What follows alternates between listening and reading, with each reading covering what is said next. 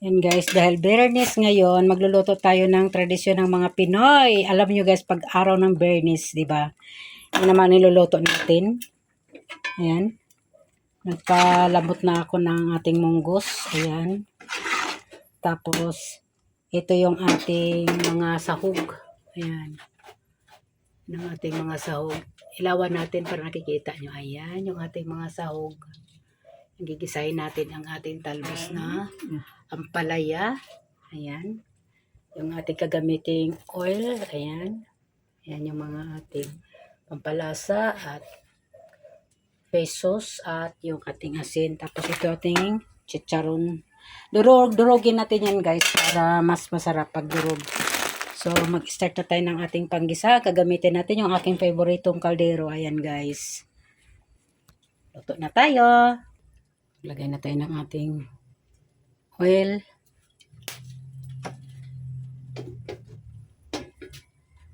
Isa na tayo ng ating bawang.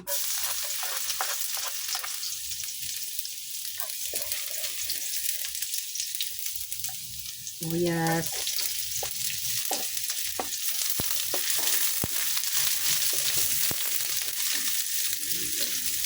Kamatis. Luya. Naglalagay ako ng luya para tanggalan ito sa ating munggos.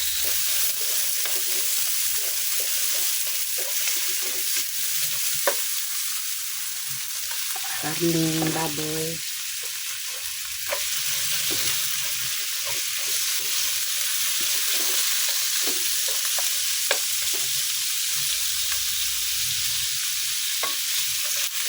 Haluin natin para ano yung ating karne. Ayan, nadurog na natin natin chicharon. Malambot lang siyang durugin guys. So, kamay mo lang siya. Mabilis siyang durog.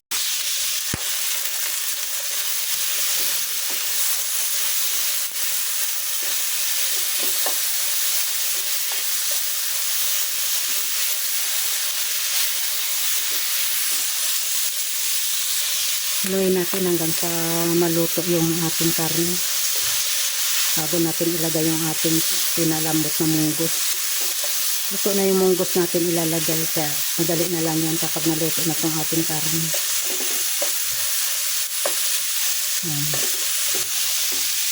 Lagay na rin natin yung ating chicharon.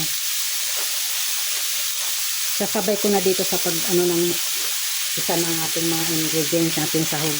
Yung iba, naglalagay ng chicharon sa paglagay pagka nailagay na yung munggo, saka siya ihasahog.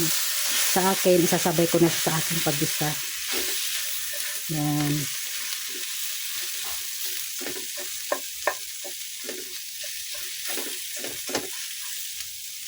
Maglagay tayo ng kaunting, sabaw ng munggos. Para di nasunog. Ayan.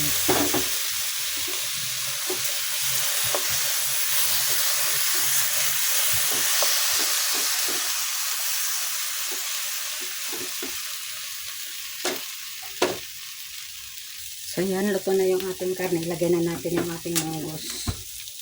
Buksan natin.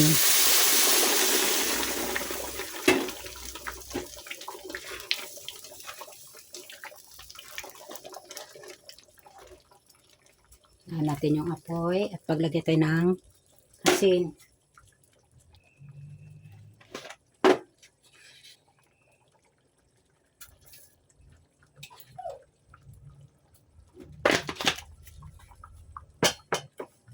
Pampalasa. Kunting patis.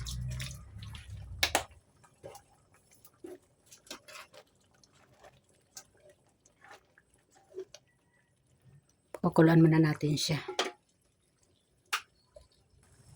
Yun, nilagay na natin yung talbos nating palaya.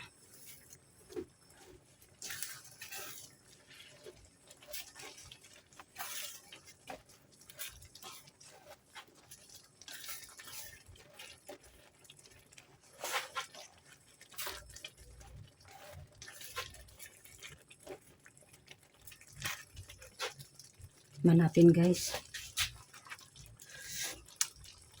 Ayos na. So yan lang. Ito na, masarap na yung ating munggos. Kain na po tayo. Luto na ang ating munggos guys. Yummy.